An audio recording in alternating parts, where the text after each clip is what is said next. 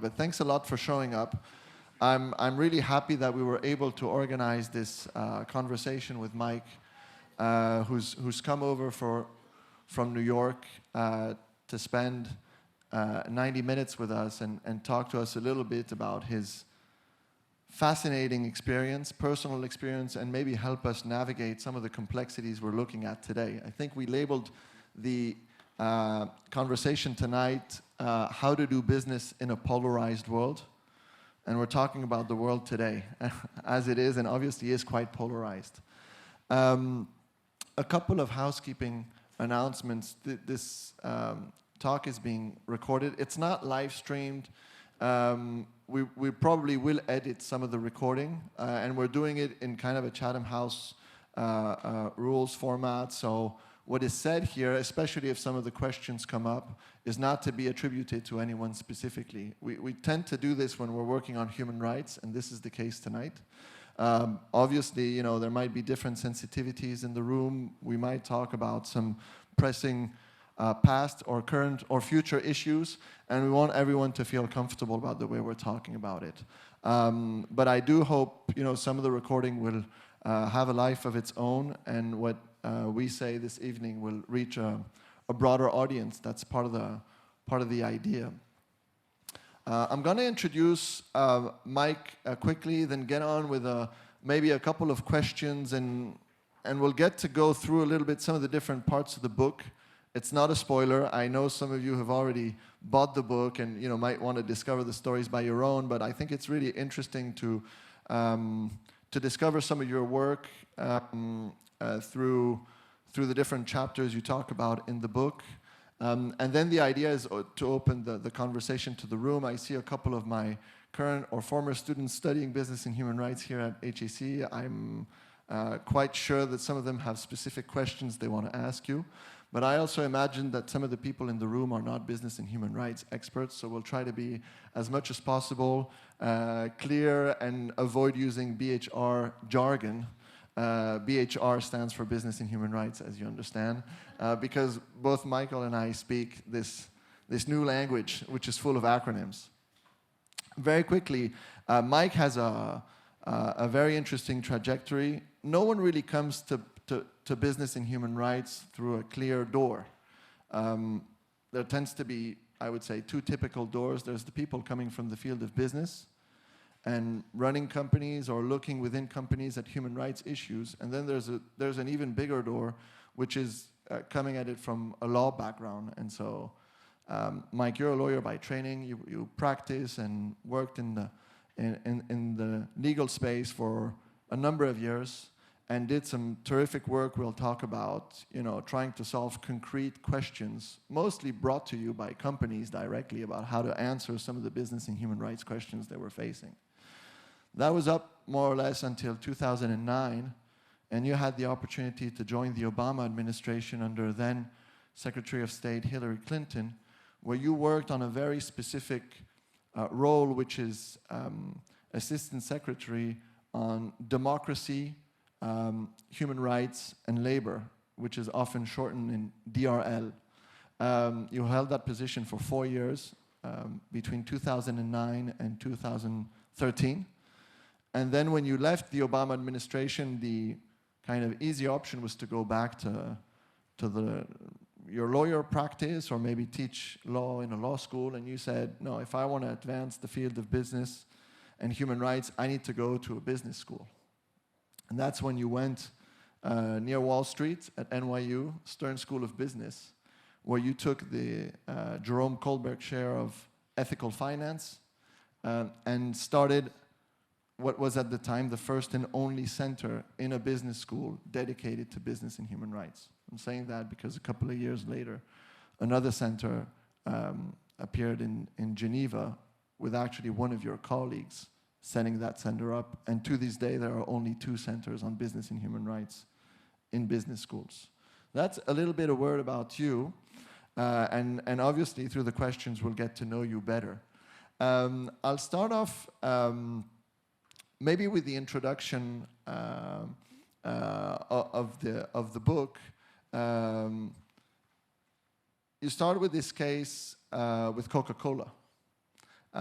maybe just, tell us a little bit, a word about it. And this is a little bit you facing these type of questions. So I won't spoil it, but how does Coca-Cola end up calling you one day? First of all, Charles, thank you. And I'm delighted to be here and look forward to having a good conversation. So I'm sitting, I worked for many years for a group, a human rights group in New York called Human Rights First. And one of the things I had done was to try to incorporate human rights standards from the UN into U.S., into the way states in the United States operate. Most states had no idea there was something called the Universal Declaration of Human Rights. And so I went to the head of the Civil Rights Division in the Justice Department, a guy named Deval Patrick, and we worked on that issue for a period of a year and a half. Fast forward, Deval Patrick, who later became the governor in Massachusetts, was hired by Coca-Cola. This is in the early 1990s. Coca-Cola was an old-fashioned Southern company, global in nature, but quite narrow in the way they viewed the world. And so Deval Patrick called me and he said, I want to come to New York with some colleagues. We're having a problem. We're being sued. And here's what it's about. There were 2 union leaders in South America, in Colombia, who were shot and killed on the floor of the Coca-Cola bottling plant in Bogota.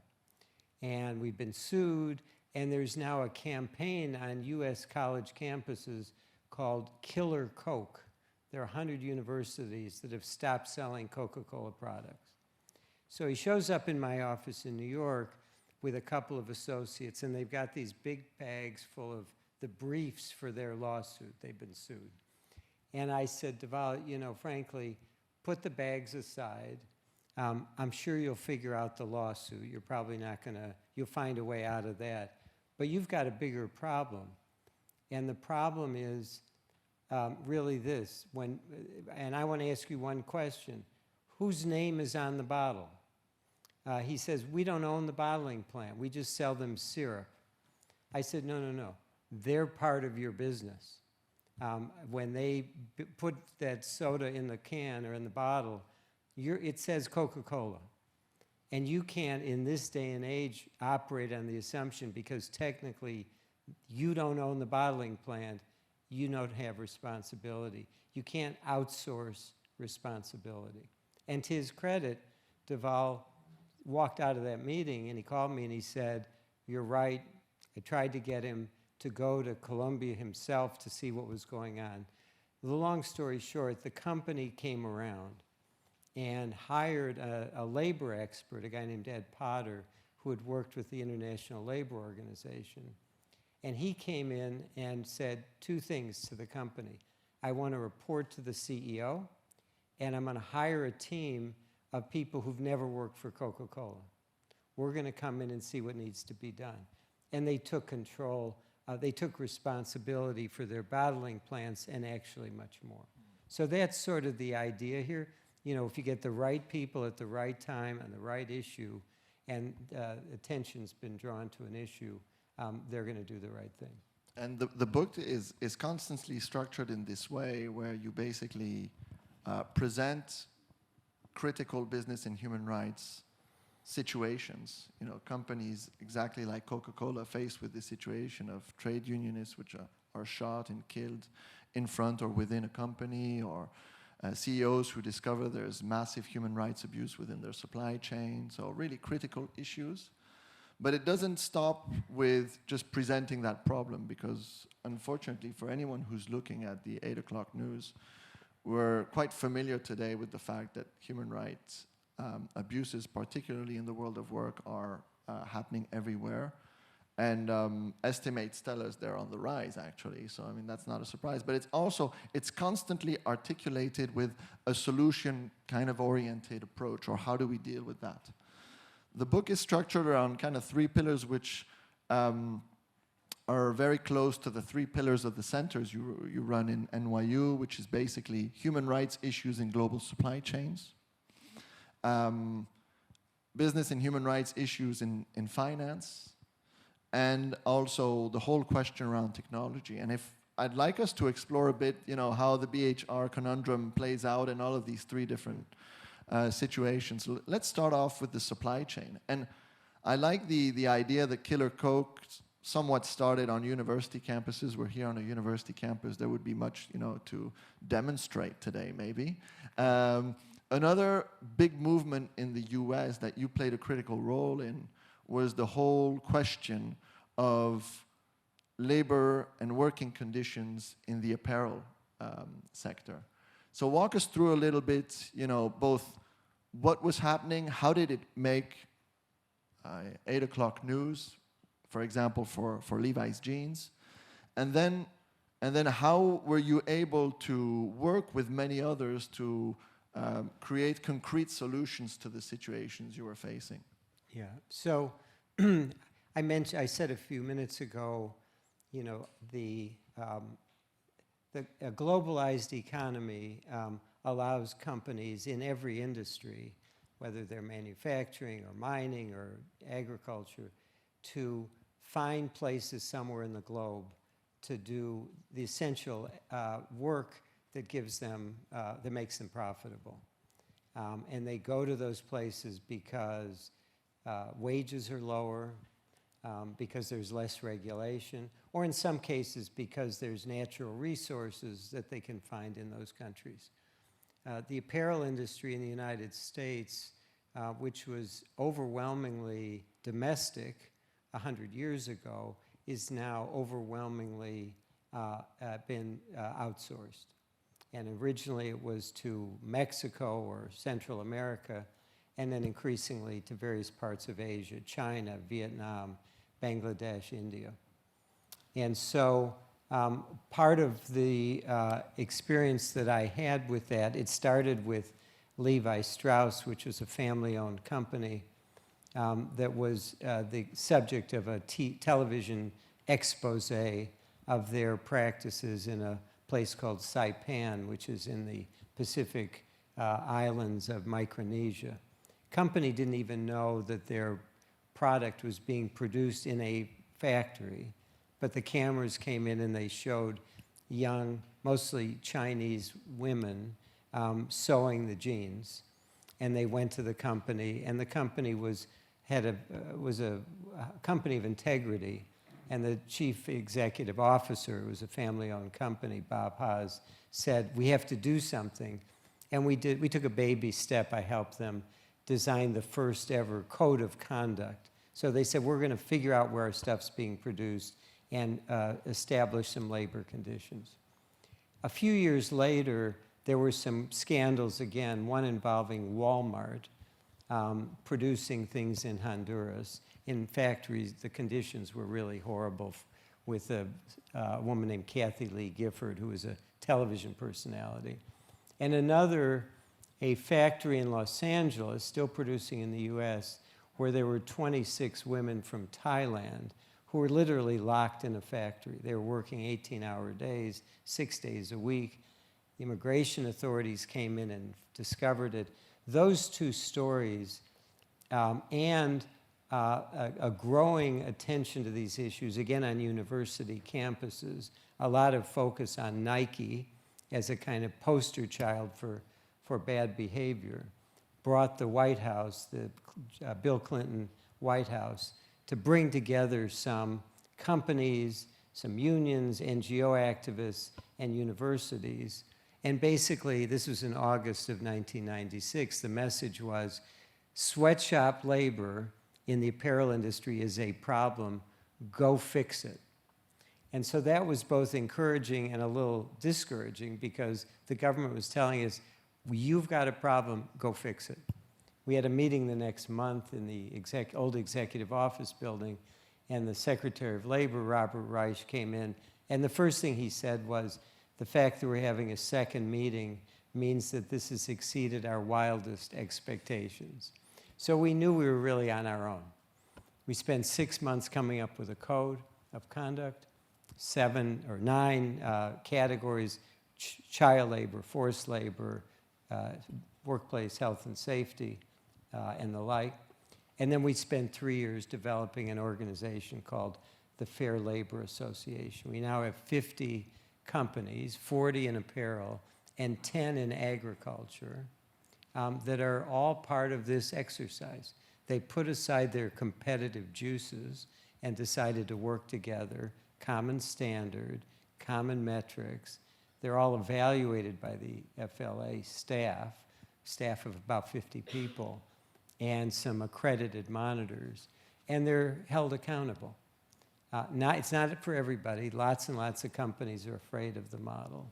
But we have a number of big companies that you've heard of, L'Oreal and Nespresso on the agriculture side, Puma and Adidas and Nike and Lululemon, companies like that. And basically, it's an example, I think, that could be replicated in other industries. This is an example where companies are spending money, they're doing more than they otherwise would, we're pushing them to a higher standard, but it's not a gotcha model. We're not just trying to embarrass them, we're trying to encourage them to do the right thing, and we have on the board companies, NGOs, and universities, so Oxfam is in the room with Nespresso. They don't agree about a lot of things, but they agree that this is worth everybody being part of a discussion, a collective responsibility and a collective response. I mean, I think this kind of exemplifies a lot of your approach and a lot of what the field of business and human rights is currently pushing for, not always succeeding, but the idea that, meaningful dialogue between stakeholders, whether it's a company with its suppliers, so, maybe Levi's engaging with their supplier in Micronesia, whether it's different competing companies coming together. Why does Puma have any interest in coming together with Adidas and Nike to talk about anything? At the end of the day, they're competing, they're trying to sell their shoes. And typically from an economics course, don't have an interest in aligning their views or in working together.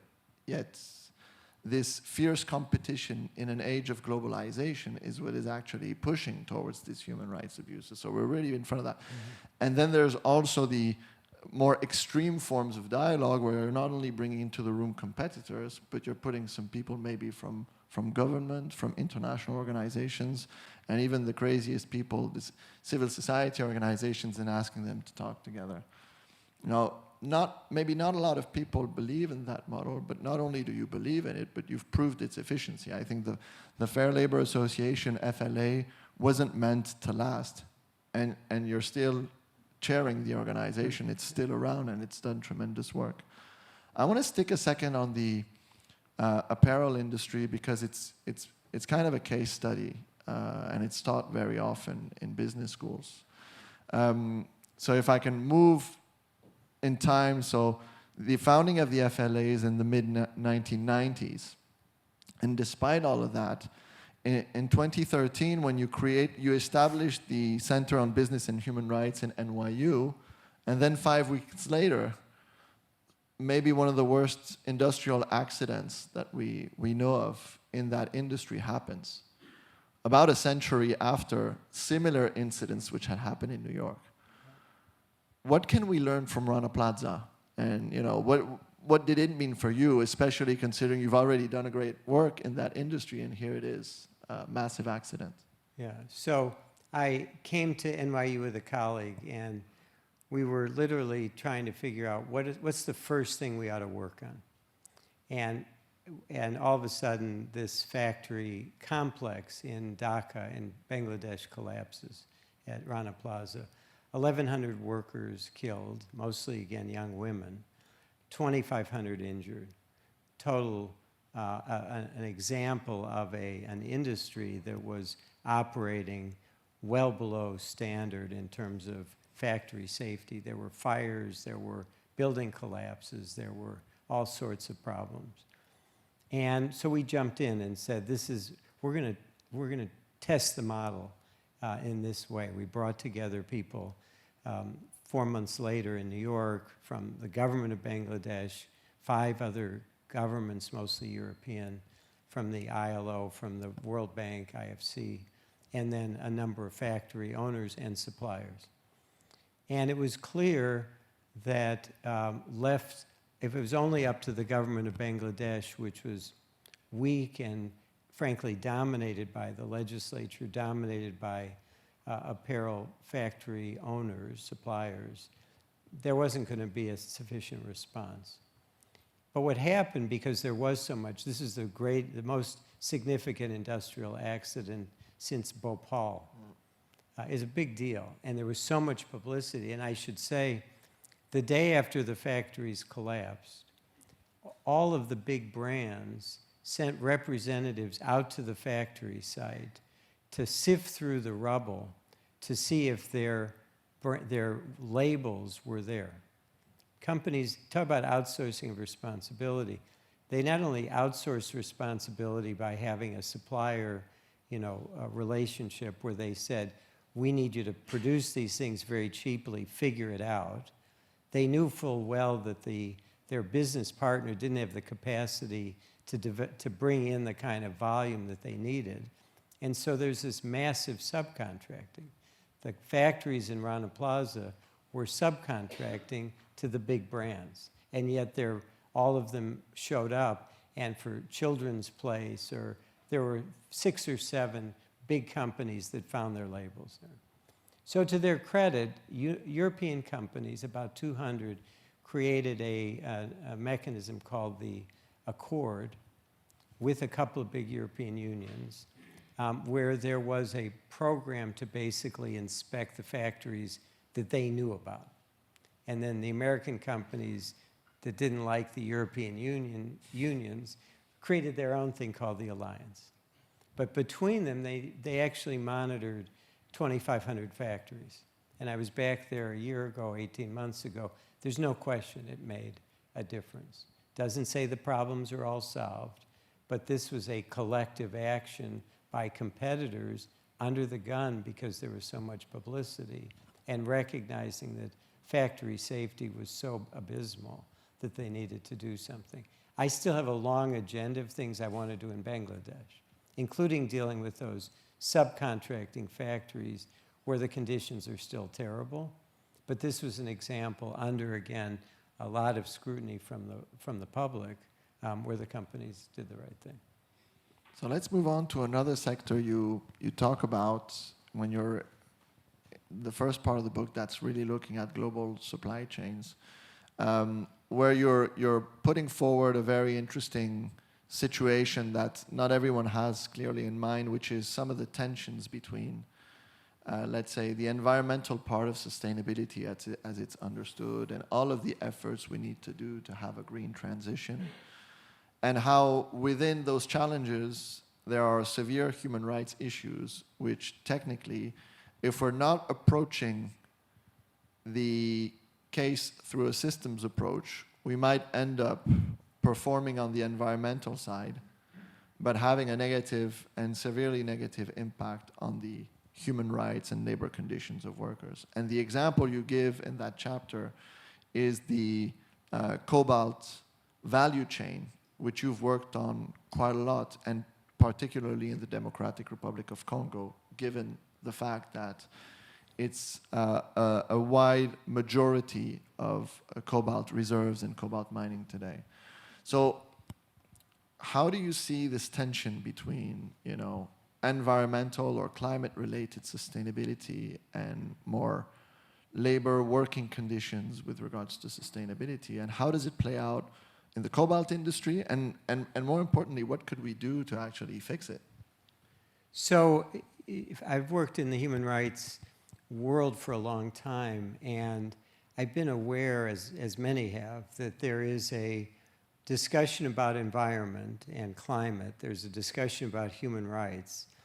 They're on parallel tracks, and yet we don't do enough to help each other reinforce each other. These discussions need to come together.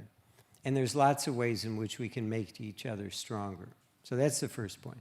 Second point is that there are, and the cobalt example is a very good one, where there are situations where an environmental priority, in this case, getting rid of gas-guzzling cars and trucks and replacing them with electric vehicles, makes a whole lot of sense. We're trying to reduce carbon emissions. Cars and trucks with gas are a big part of the problem. And so the idea of moving to electric vehicles makes a good environmental sense and good sense for our planet and for all of us. One of the challenges is that the battery that is needed to run those cars includes cobalt, because cobalt has unique properties that prevent the battery from exploding or catching fire. So despite all the efforts by scientists to say we can find an alternative, if you want to take a long trip today or in 5 years, you're going to be in a car that has a battery that has cobalt. 80% of the world's cobalt is in the Democratic Republic of the Congo, a country with a massive governance gap, weak government, corruption, all that. And about 20% of the cobalt in the Congo is not produced with digging these big holes with machines to get it out of the ground, but informal miners coming. These are families that come with their kids and a shovel. And they go to the same mine site, maybe 100 meters away from where the machines are, and they dig a hole, they dig tunnels, and they send kids down the tunnel. There are 25,000 children in the ASM mines, cobalt mines in the Congo. It's a big problem. And so you say, we need to deal with climate. Electric vehicles are essential. And then you look at what's an essential element, cobalt, and how do you put those two things together? My view is you can do both, but you need to put some time, energy, and money into doing both. So my colleague, Dorothy Baumann-Pauli, who's done fabulous work on this and is in Geneva, went and did a case study in 2019 looking at an example of a informal mine being actually formalized by a big Swiss trading company called Trafigura. They put a fence around the site, they had guards, they gave people protective equipment. The incidence of injuries and death went down. Kids were kept off the mine sites. So everybody benefited, but it was a recognition of an inconvenient truth. And most of the car companies, who are the major beneficiaries of that cobalt, the electronics firms, would rather say, this is not my problem. And so part of what we're trying to do is say, no, it is in fact everybody's problem. If you are using cobalt, the odds are it's coming from the Congo, and the odds are part of what you're getting there is this informal cobalt that's been dug up by these families. One little footnote to the point, which is interesting.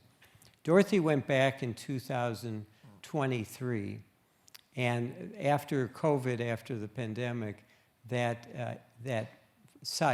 pilot site was shut down. She interviewed 30 women who had been subjects of her interviews in 2019. And they said, this has been a disaster. Not only are the mines less safe, but we in the Congo, there's a superstition that women doing mining is bad luck. So until this site was formalized, there were no women actually doing mining. And when they were allowed onto the mines, it doubled the family's income, and they could get a number of their kids to school. And so it had the added benefit we didn't even realize it, but the added benefit of both empowering women and dealing with the child labor problem in a practical way, because twice the family income meant that more kids could go to school. So that's what we're trying to do, and it is a challenge. Again, we need to get the auto companies together, the electronics firms, to collectively say, we own this problem, ASM is part of our supply chain, and we're going to together try to figure out how to deal with this. There's a lot of very interesting other examples in the book about the global supply chain issues, there's a whole section on solar panels and the global reliance on components that come from China and are tainted with forced labor allegations. But I want to move on to the second part of the book, which focuses on finance and investors. And you talk about someone, I can't characterize him as a very dear friend of yours, which is Milton Friedman. Obviously, I mean, you're looking at these issues from the perspective of someone whose office is about 2 blocks away from Wall Street, if I'm correct. And so what's the business and human rights challenge in the financial and investor sector? Yeah. So one of the things, I had never worked in a business school, and when I got there, I realized that literally every business student at Stern was reading a 1970 article by Milton Friedman in the New York Times Magazine. Some people told me they had read the article 6 times. So I went and read it, and I thought, okay, this is really my problem. This is a guy who says in 1970 that the only thing businesses have to care about is maximizing shareholder returns in the short term. I'm living Milton Friedman is my worst nightmare. Because if you start from the premise that you're going to maximize financial returns for investors in the next 3 months, I'm out of business. And so that doesn't mean I'm pro-company, pro-business. I want high standards. I want companies to be profitable, but I want them to be responsible. And so basically my life is trying to figure out how to incentivize companies to do the right thing, to be profitable but responsible, profitable and responsible. And one of the biggest challenges continues to be the investment sector, big institutional investors, especially in the United States. There's a world of difference between the way European investors think about these things and my friends in Wall Street. But it's a problem across the board. And so part of what we're trying to do is introduce the idea that there are investors, not everybody, not a majority, but a significant number of investors, especially younger people and women, who care enough about the environment, or they care enough about working conditions in global supply chains, that they would actually like to know and invest in companies that are actually doing better on environment or better on human rights. Right now, those funds don't exist. We call them ESG values funds. So there was this idea created 20 years ago by 20 banks and the UN to lump environment, social, and governance together. And it's now become a kind of cottage industry with about $30 trillion of ESG funds. But those ESG funds coming from BlackRock or State Street are essentially offering investors the hope that somehow they're investing in something that's going to improve the climate or address human rights. What those funds are really doing is protecting investors. They're not a lot different than a passive fund, an ETF, et cetera. If you look at actually what's in an ESG fund, it may have Exxon, it may have Tesla. It's not a serious enterprise. And so what we're trying to do, and by the way, ESG has become a 4-letter word in the United States. You have politicians saying, this is terrible. What they're really saying is, we don't really believe in climate change. We don't really believe in diversity. We don't really believe in protecting workers. But they've made it into a political cause. Let's fight ESG. What we've said is, let's take it apart. The environmental and the social are different. And let's create the incentive for investors who really care about these things to have an option of actually investing their money in an environmental fund or a social human rights fund, with the recognition that they may take a few pennies less in terms of returns. We have to be honest with people. You can't do all of this without some investment in protecting the planet and people. So we want to give those ethical investors an option to do the right thing. This is a long-term project. I'm swimming against the tide, but I do think this is the way we have to go. Another sector where you seem to be swimming against the tide is the tech sector in general. I mean, I think you're a very pragmatic person. You try to have a pragmatic approach, so you're not always coming out with your former government hat saying, you know, regulation is the solution to every problem. But on the other hand, you're also, I think, quite conservative in some approaches that, you know, you can't just consider your sector to be exonerated from any type of regulation just because, you know, you're the cool guy on the block.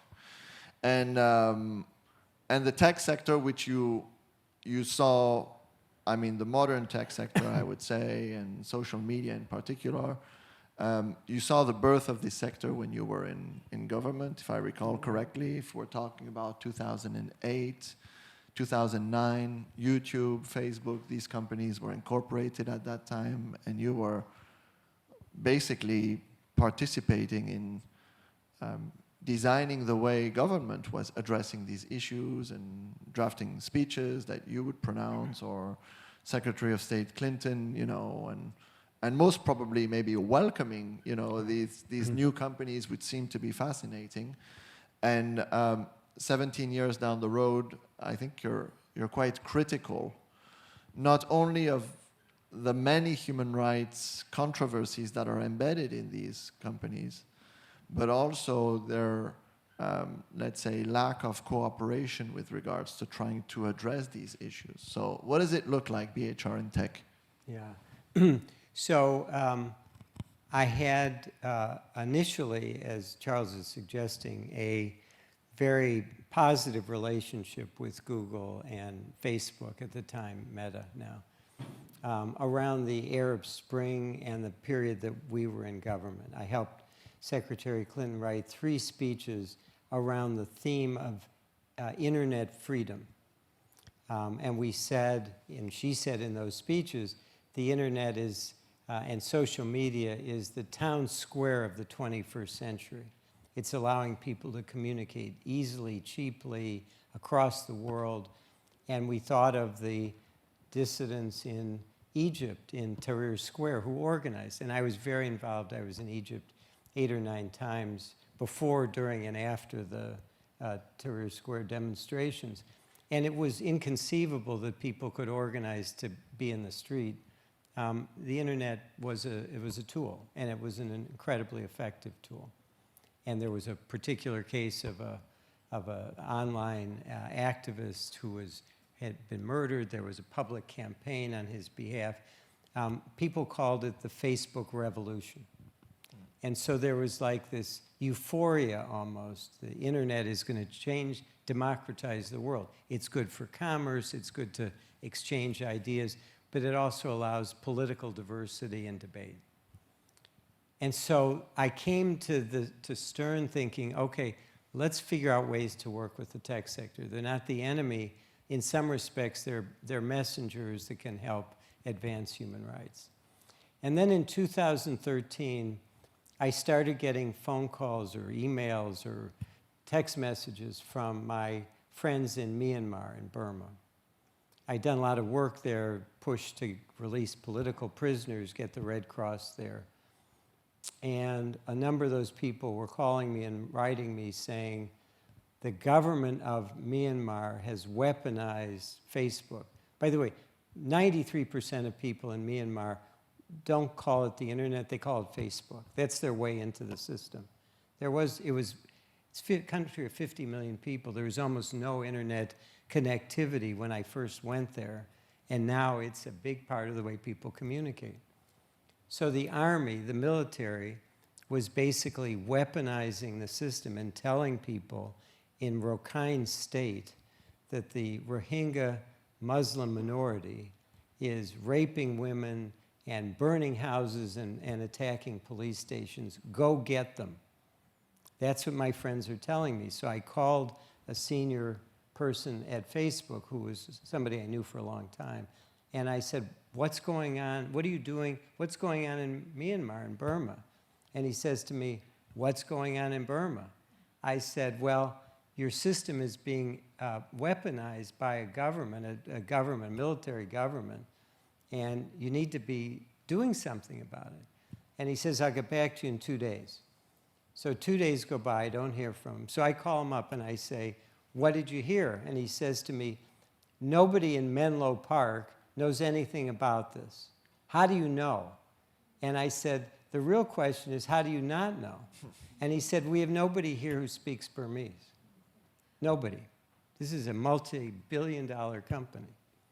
And so that was the wake-up call for me. I thought, oh my God, this is a company now operating all over the world, affecting billions of people's lives. There are 3 billion people on Facebook.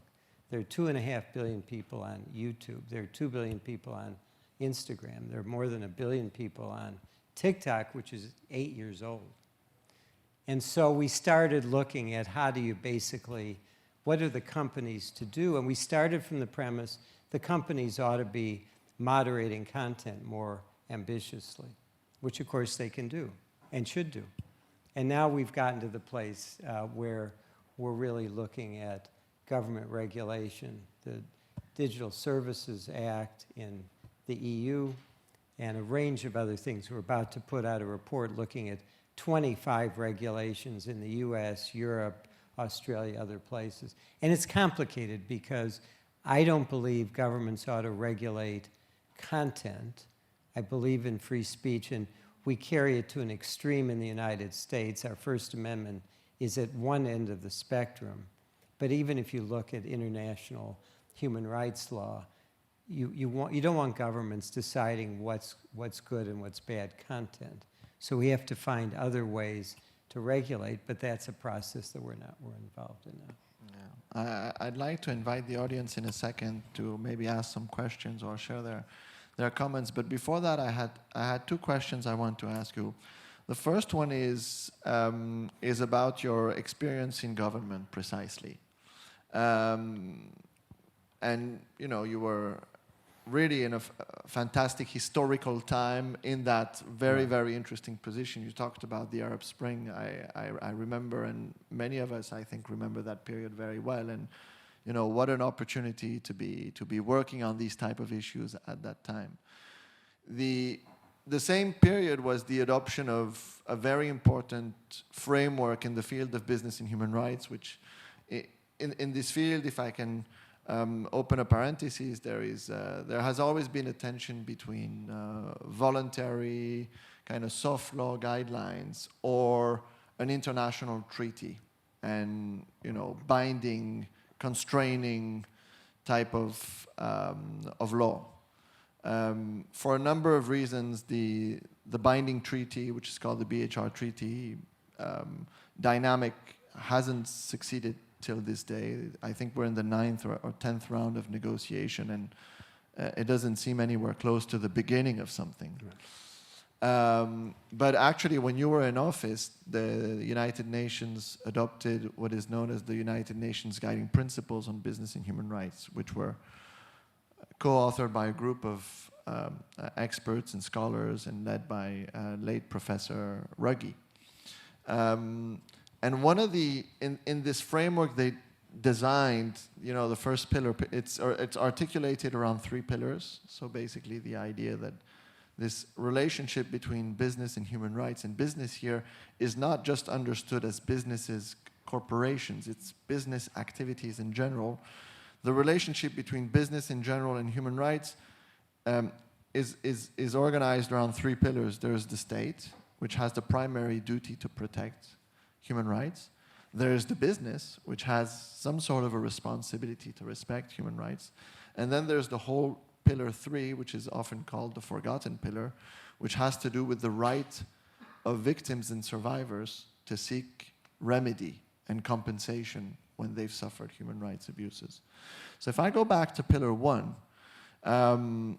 what's your experience with being in a government and also engaging with foreign governments? You engaged a lot with the Chinese government and others, and I would say especially right now in this polarized world we have.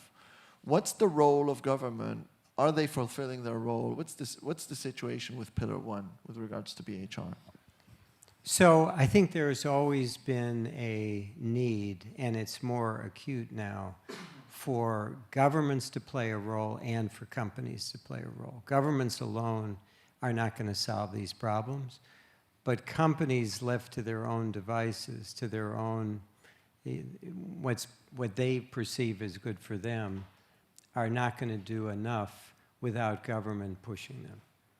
And we're now in a place, particularly since our last election in the United States, where the US is moving away from the government regulating or taking a lead on these issues.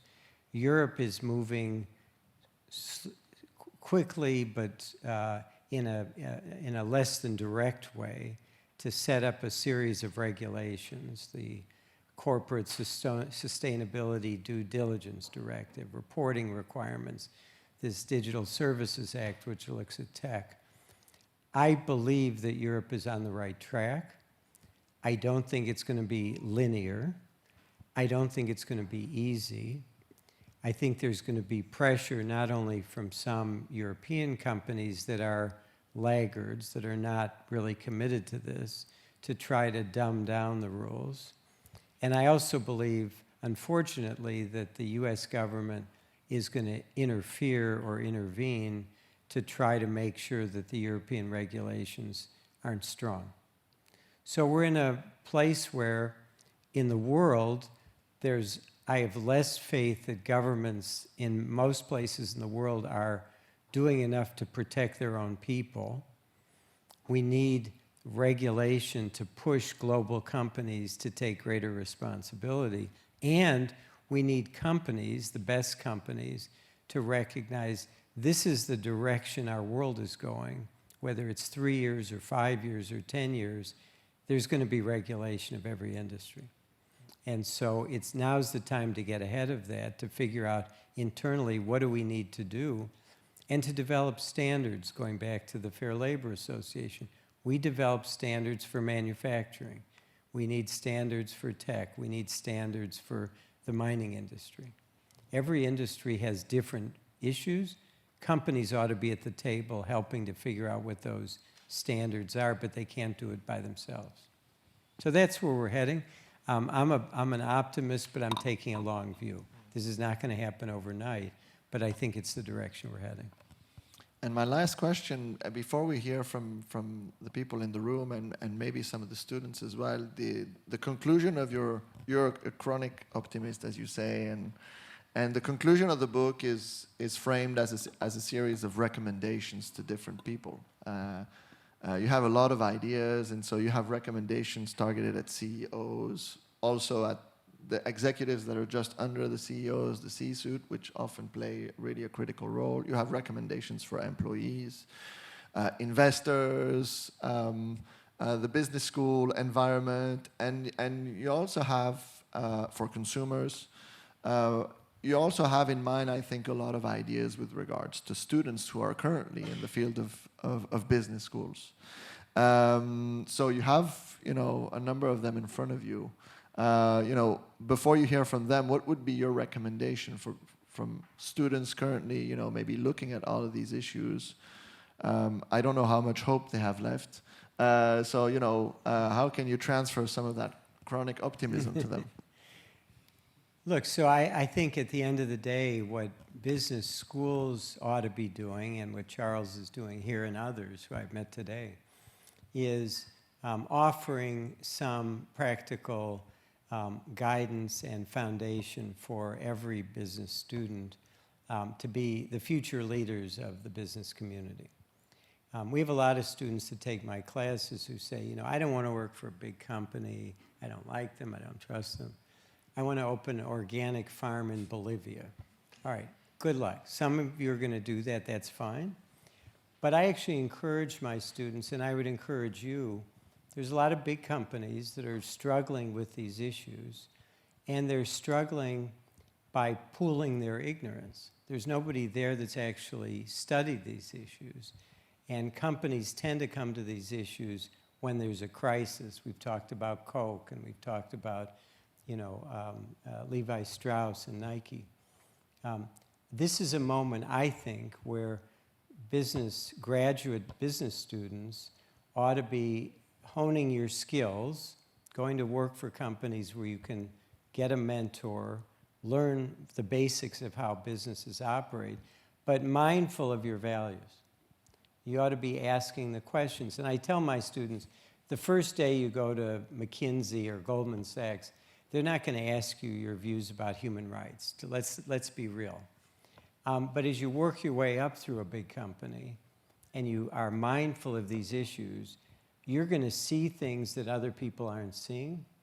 And it's your opportunity to raise these issues in a sensible way, consistent with what's going on. You want your company to succeed, but you want them to be responsible. And I found over and over again, and this is something I hear a lot, senior people in businesses want to hire the best people. They want to retain the best people. And so every time a business student in an interview says, I want to have a sense of how are you dealing with climate, how are you dealing with these global labor issues, it sends a signal to them. And they tell me they're getting these questions all the time. It begins to change the culture. And so you all, with a career ahead of 50, 60, 70 years, whatever it is, you may work in multiple places. You have the ability to be part of that cultural change. This won't happen simply because the government says it, and it won't happen simply because existing leaders decide all of a sudden, we're going to do it. It's going to come because it's going to come from the middle, from the new, from people coming into the company, their employees, the communities where they operate, and ultimately, I'm hoping, also from investors and consumers.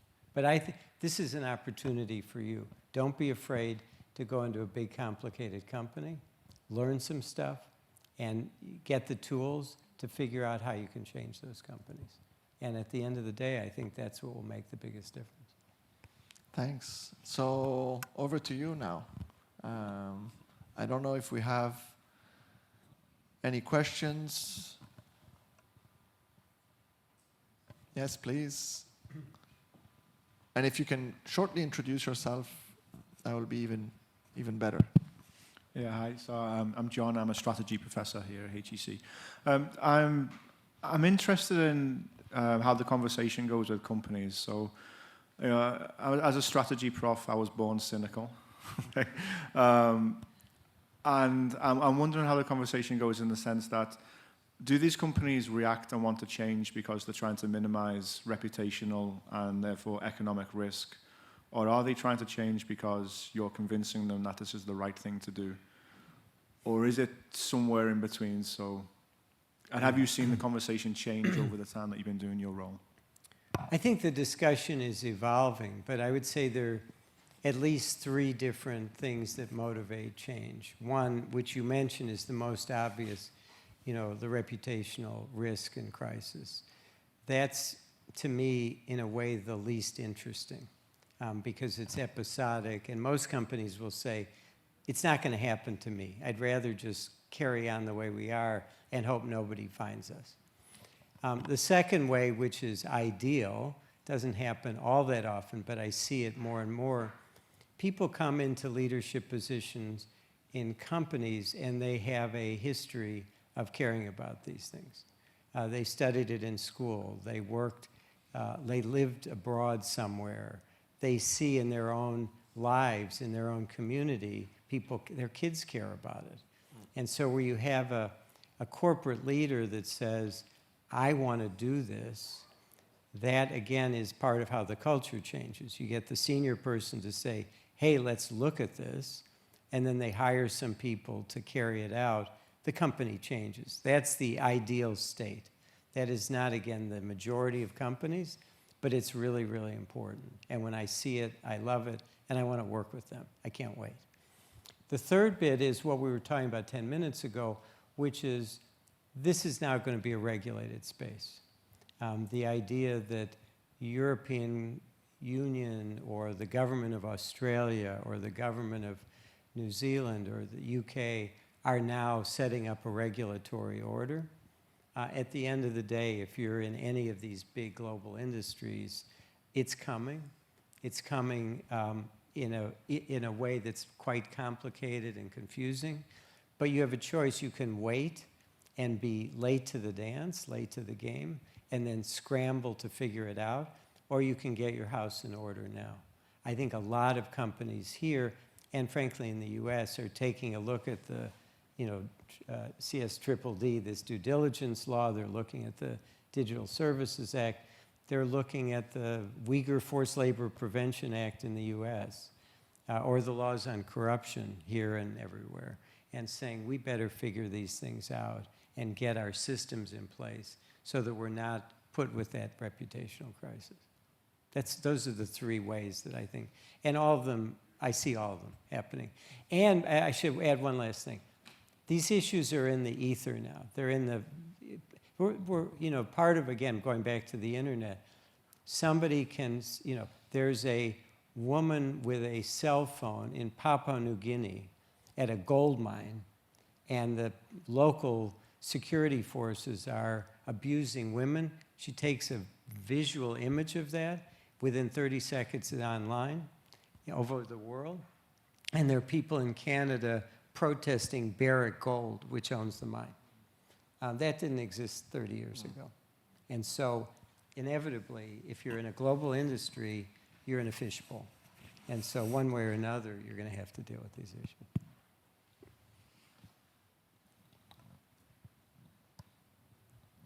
There's back there.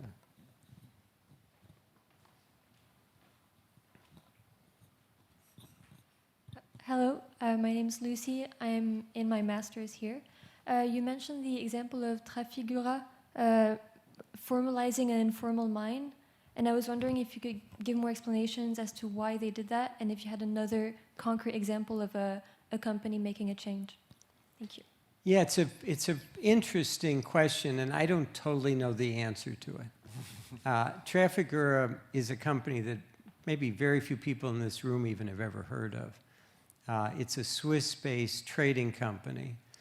They made $230 billion last year. It's a big company, and they operate all over the world as a kind of middleman, moving oil and coal and copper and cobalt. They're not a company without problems. They have problems. They operate in places where bribery is a way of life. So I don't want to set them up as an exemplar of doing everything right. But in this instance, in the Congo, they made a judgment. They saw what I'm describing, this inconvenient truth, that everywhere you turn, these informal miners are risking their lives and bringing their children onto these mine sites. And they partnered with a local mining operation in the Congo, and they said, we will put in the resources to put the fence around, have the guards, provide protective equipment.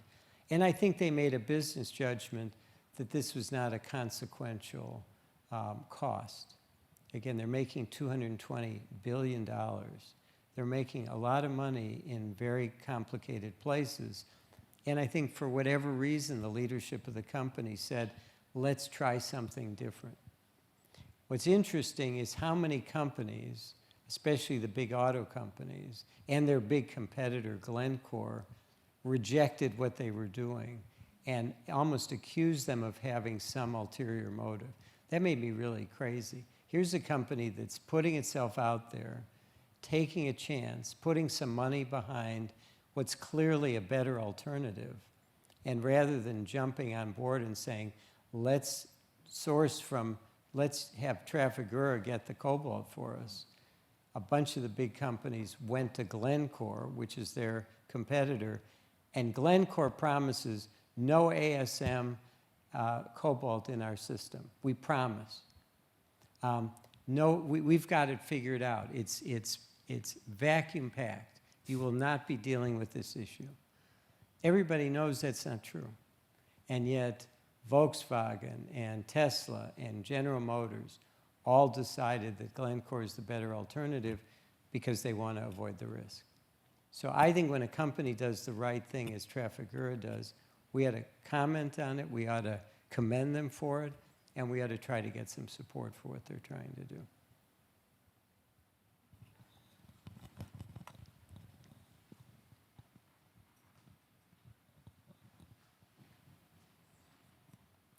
Hi, Pamela Wolf. I'm just a guest and sustainability expert, so not a student. You're welcome to be here. Thank you. So I have actually two comments, one and a question. One comment is that I think there's a real parallel between the cobalt mining and what happened in the past with the diamond trade. And I think there's a lot of learning from how that was taken care of in the coalitions and how it went from the consumer and raising awareness and whatnot. And I think we could learn a lot from that.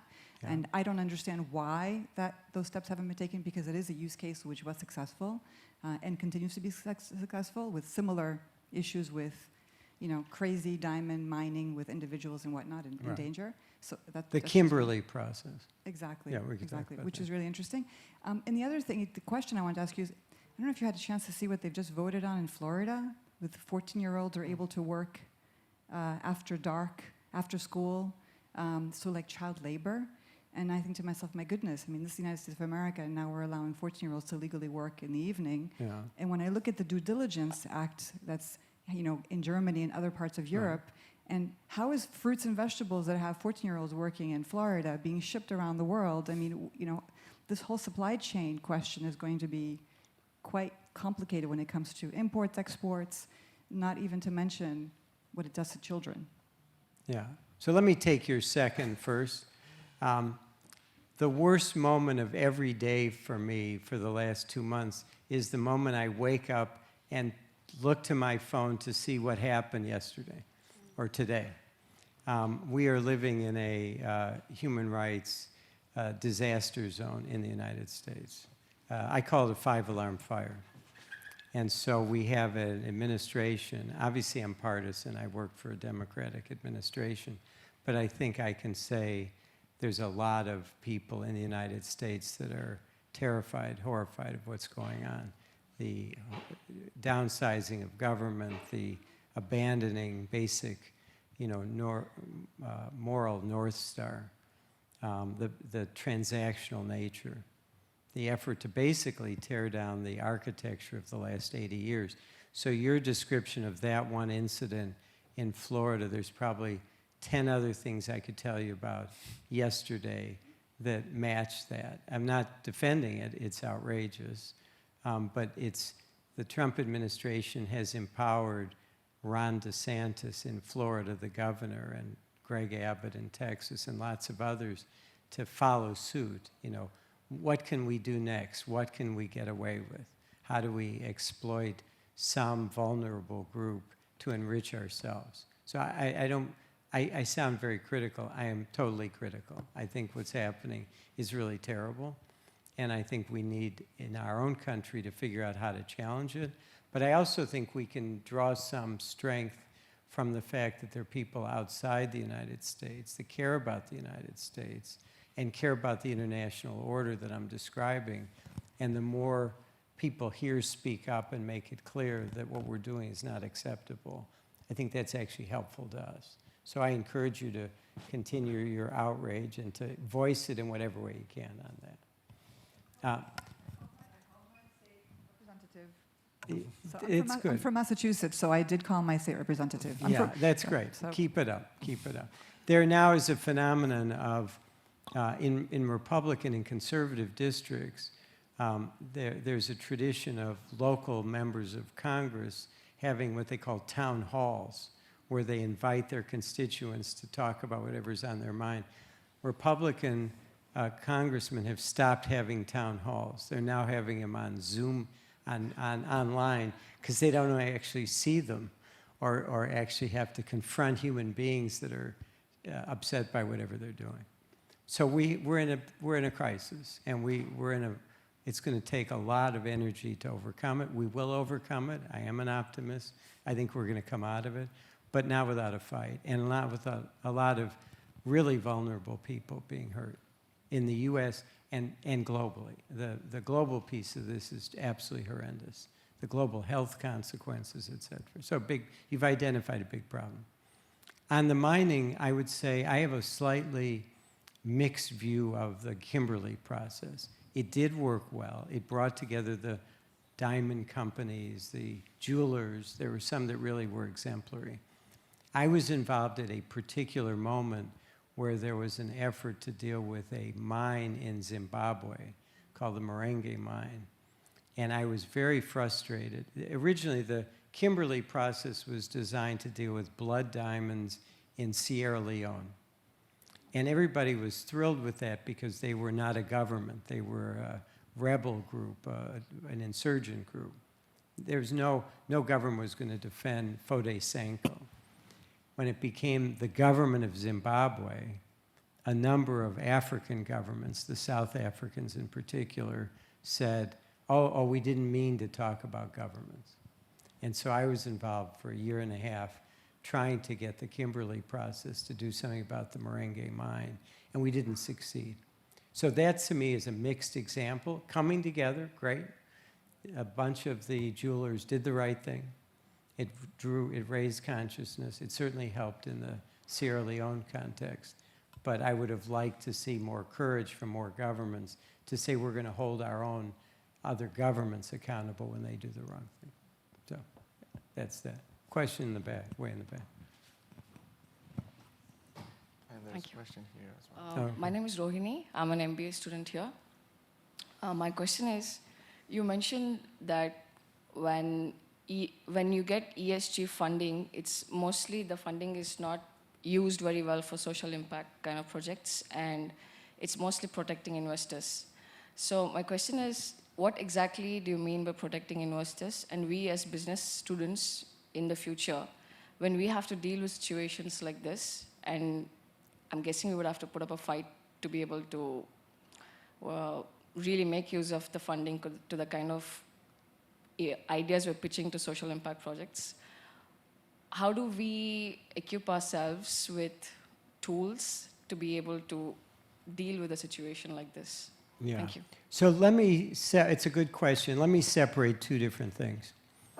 What I was referring to is that big institutional investors, BlackRock, State Street, have set up these massive funds that they call ESG. And when you read there's everything's green on the website, and they are selling it, they're promoting it as you can do well and do good.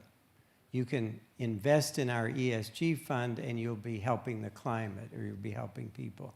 When you read the fine print, what they say is this has nothing to do with actually evaluating the environmental or social record of any of the companies we're investing in. And so that's not right to me. And in fact, I went to one of those big companies. I wrote an article several years ago talking about this disconnect. And somebody from the public affairs office of one of these gigantic companies called me and said, you weren't fair. We want you to meet the head of ESG.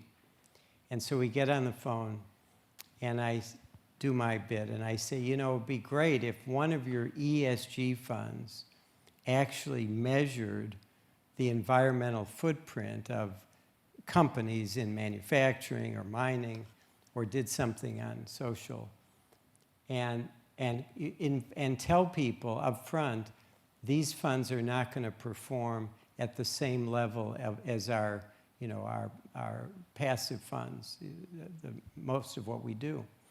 And she said to me, oh my God, we would never do that. And I said, why not? And she said, because then everyone would know that our other ESG funds are, and this is her word, bullshit.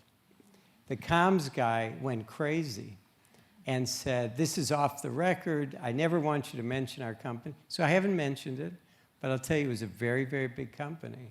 And that said to me, this is where ESG is. So that's the investment sector, I think, has not been straightforward in saying what they're doing. There's a second, more hopeful side to ESG.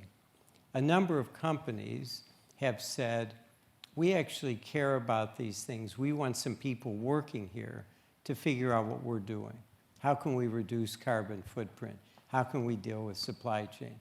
Mixed record, some do it better than others, but the instinct to even say that is a good thing.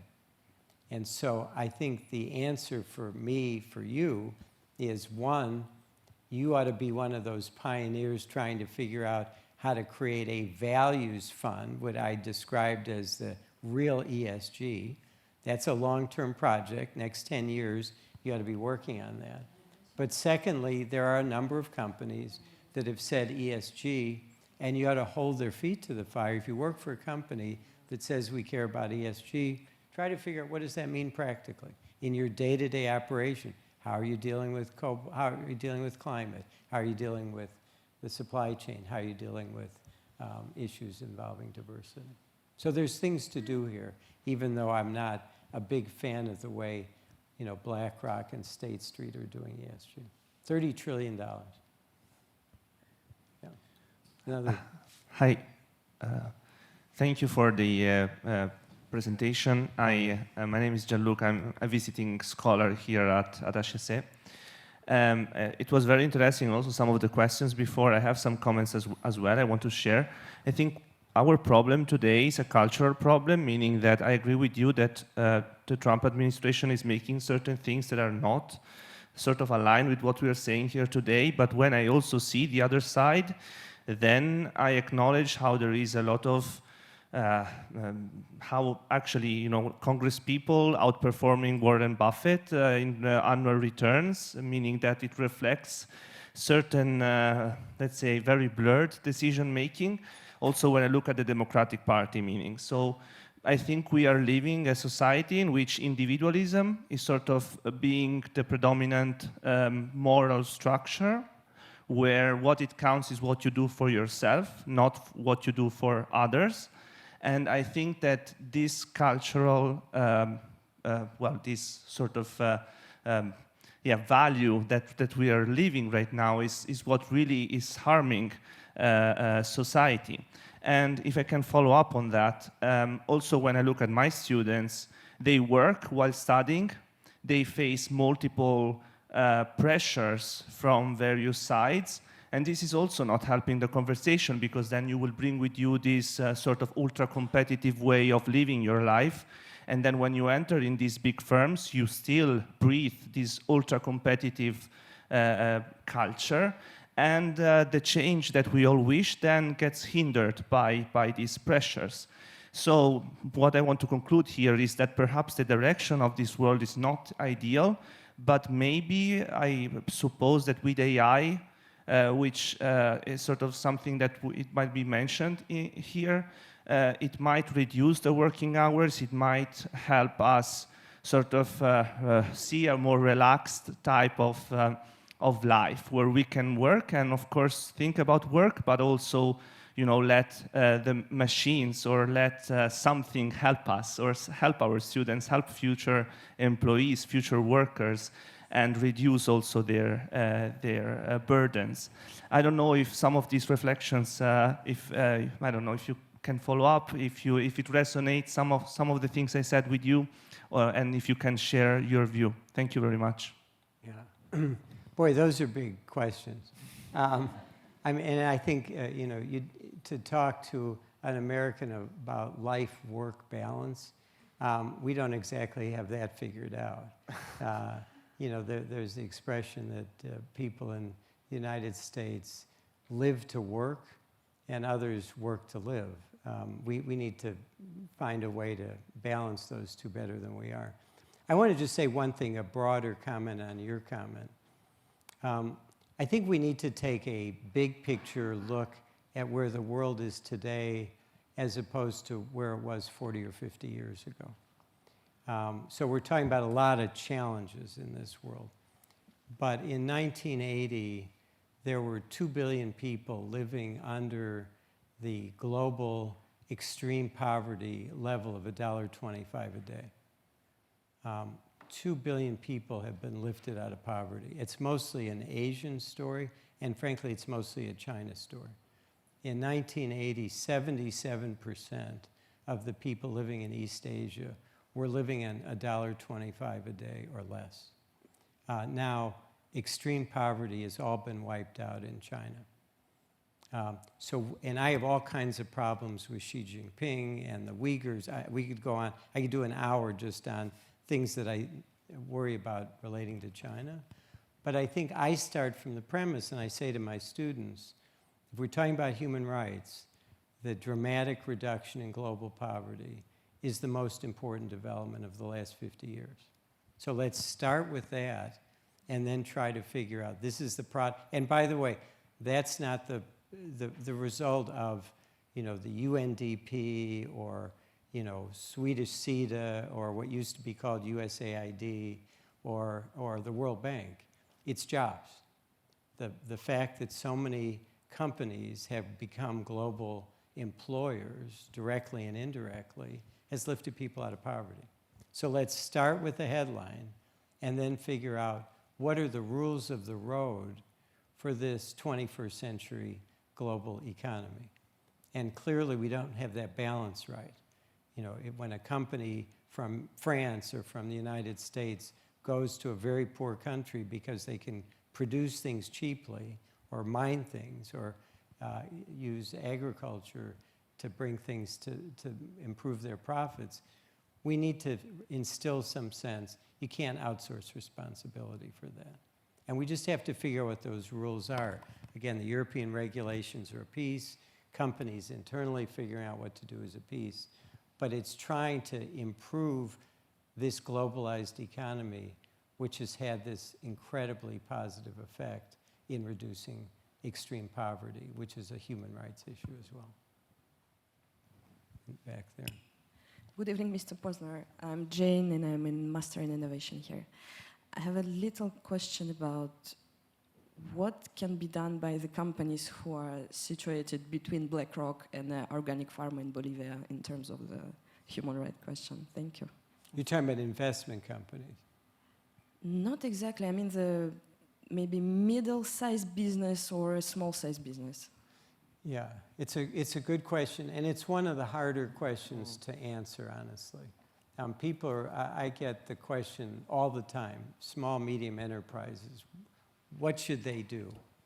And the reality is they have less capacity to do the things that need to be done. And if the biggest companies don't do the right thing and develop models, it doesn't make sense to say to small and medium enterprises, you have to take the lead. Now, that doesn't mean there's no responsibility, and some small and medium enterprises turn into TikTok or into Exxon or whatever it is. So I would say if you're in a small, medium enterprise, develop some good work habits, some good models, operate ethically, and get ready for the moment you get really big, and then figure out some of the more ambitious things that you're not allowed to do, not able to do now. If you're barely making a profit, barely surviving, me coming in and saying you have to double the wages of workers wherever it is, it's not a realistic comment. It doesn't really help. I do think you ought to double the wages, but I really think that Amazon and Walmart ought to double the wages. Let's start with the biggest players, get them to begin to think about these things in the right way. And the small and medium enterprises are flexing their muscles. They're doing the training to be in a place where they have more resources, they can devote it. Because otherwise, we're having a pretend conversation. Does that make sense? Okay. Sure. There's a question back here.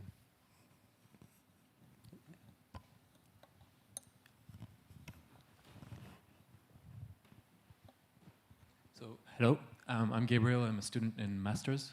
You mentioned that several times that you were seeing companies that were starting to think on the subject. You encourage companies to start to think on the subject. It makes me wonder, with decades of histories of awareness on climate change, of crisis related to human rights, Nike was in the 90s.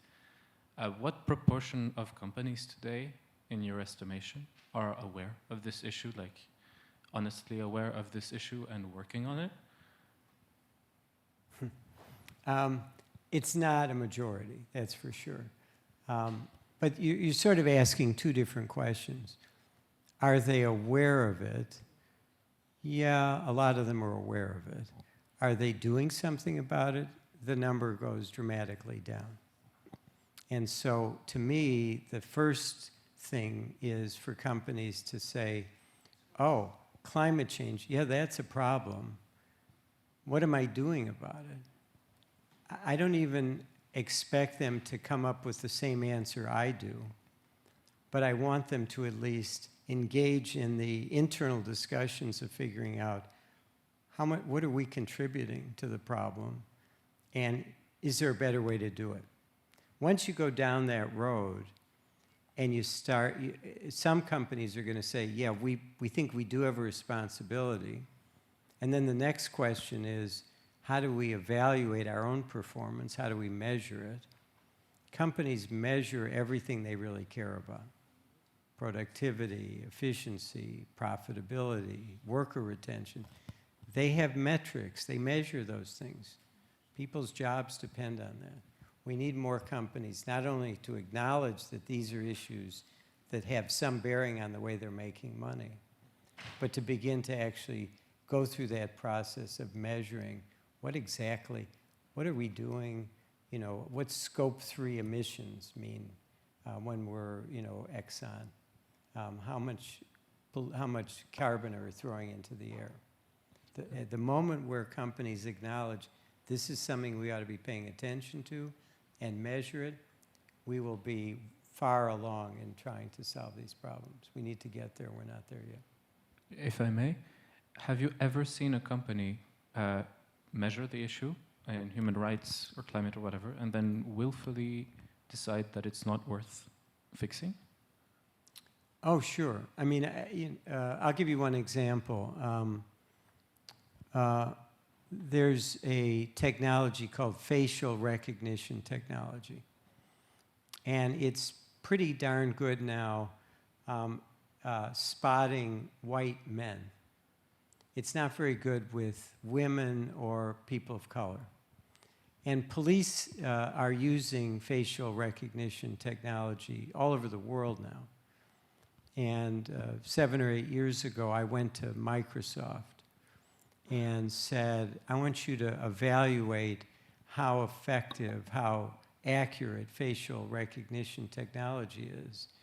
And if you find out it's not actually very good, stop selling it to the police. And they did, and they did. It was a business decision. Now, Microsoft doesn't rise or fall on their sale of facial recognition technology to police, but they were making money on it. And they made a judgment it doesn't make sense because our product is not good enough to do the thing for which it's being used. We need more of that. And it happens more frequently than you might think. I can't say it's a tidal wave, but more companies are. That's an example of taking a look at an issue, a business issue. Here's our product, here's our business model, and here's the consequence, the negative, unintended negative consequence, and we're just not going to do it.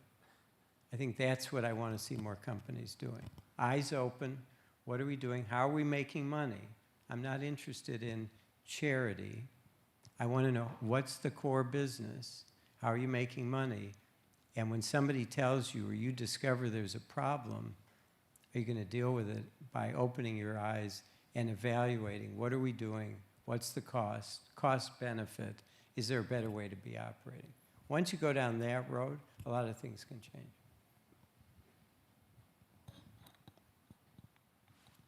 I think we have two more questions. So the sir in the back and here, professor in front. Please go ahead. Okay. Hi. Thank you for being with us tonight, this evening at HEC. So I'm Dorian. I'm from the HEC executive education part. So I have 2 questions. One is minor and one is major. The other minor one is, I believe that ESG and sustainability is a valid market share for you. And in that case, how we can use that business policy tool to avoid a next trade war with the US or whatever trade war strategy is in place? Wow, I don't know how to answer that. You know, I'm not an expert on trade. I am not a fan of tariffs. That's my own personal view, but it's an uninformed view. I believe there's a value in having a more open trading system.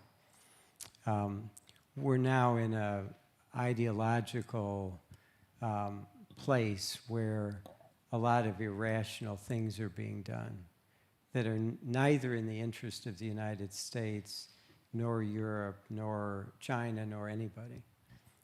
There's a lot of rhetoric that's overheated and a lot of unpredictability in the way those things are being carried out. Today, there's a 25% tariff on automobiles coming into the United States. Tomorrow, somebody will talk to Trump or Musk, and they'll say, that wasn't a good idea, we're going to do something else. So I don't know what to make. I can't even keep track of all that. But I would start by, let's go back to basics. We have a global order that's rooted in rule of law, commitment to development of the poorest people, that's rooted in a notion of predictability, a global trading system, that benefits people all over the world, and it benefits business. And so I start from that premise, and then we can talk about trade policy and tariffs. In that context, we can have a somewhat more rational discussion. We are not anywhere near having a rational discussion about almost anything right now. So that doesn't answer your question. I don't have a real answer to your question. But I do think, I also think this is sorting out. We're 2 months into a kind of crazy experiment in governing, if you call it that. And I think in 6 months, we're going to have a much clearer sense of what really is going to happen.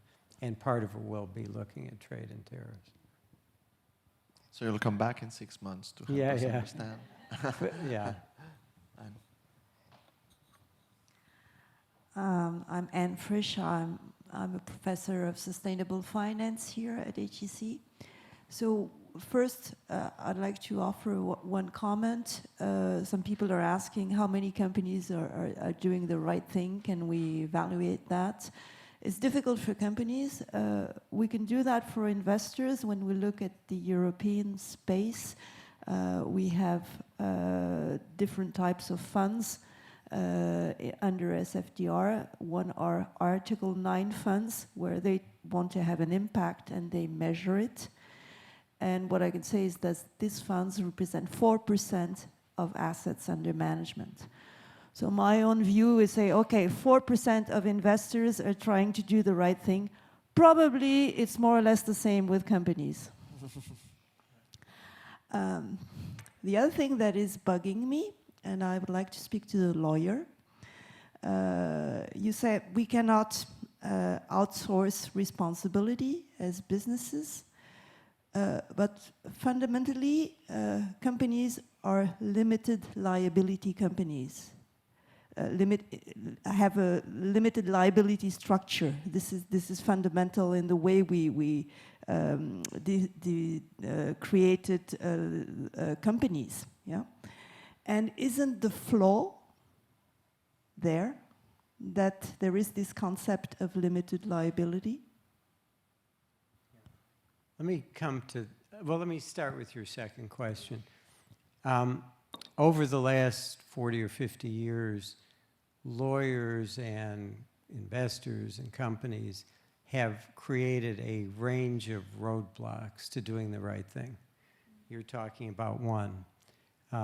The over-exaggerated sense of fiduciary responsibility, materiality. There are all these phrases that are a convenient way for companies to say, gosh, we would love to do the right thing, but we can't do the right thing. We have to take a look at all of that and say, no, those are 20th century ideas. We're now in another century and in a world where if those are the things that dictate how we behave, we're going to have bad results all the time.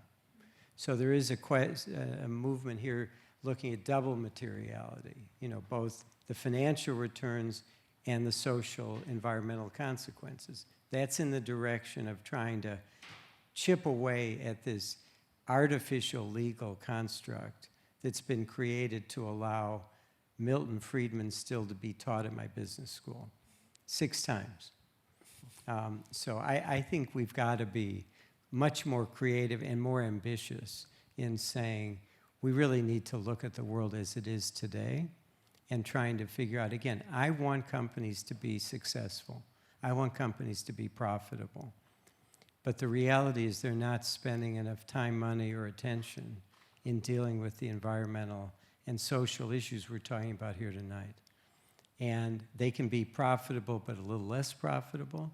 They can be profitable in the long term but make some early investments to set up a system that will work better. Those things not only can be done, they should be done. But if they're spending their time talking about fiduciary duties and limited liability and materiality, then we're having a kind of nonsense conversation, honestly, led by lawyers. I'm a lapsed lawyer, by the way, so I don't take responsibility for any of that. Your first question, remind me again. It was just a about, comment on how many investment. companies Yeah. are doing the right thing, Yeah. and I said 4% Yeah. impact funds in Europe. So look, I think there's a related subject, which is impact investing, which I'm all in favor of. And it's 4%. You say that's, to me, encouraging that it's even that high. But it's certainly possible for investors to invest in a wind farm or, you know, a solar panel company and make a good return, a reasonable return that's good for the environment, it's good for their investment portfolio. So I like the idea that people are thinking creatively about impact. I almost never see the examples on the social side. So, you know, I think workers in Bangladesh, let's go back to Bangladesh, it's safer in the factories, but they're being paid $78 a month in those factories. You can't live on $78 a month, even in Bangladesh. And so the answer to that is you need to pay them more. That means you're going to cut into the profitability. There's no impact. There was a guy in New York who said, I'm going to do an impact fund on Bangladesh, the apparel industry. He lasted about 6 months. And he said, I can't make it work. And so I think there's a place for impact investing, but it doesn't get at a lot of the things I'm talking about tonight. Thanks a lot. We're unfortunately coming to the conclusion, but the good news is Mike will be back tomorrow at the Inclusive Economy Day. So if some of you haven't had enough, you can come and spend the day with us tomorrow. We have a full day of conversation around inclusive economy. It's organized by the Inclusive Economy Center. It's in Paris, and Mike will be giving the final address. For those who can't come, well, I really strongly encourage you to read the book. It's available at the library. Maybe someone has already borrowed it, but I'm sure you'll be able to get a copy.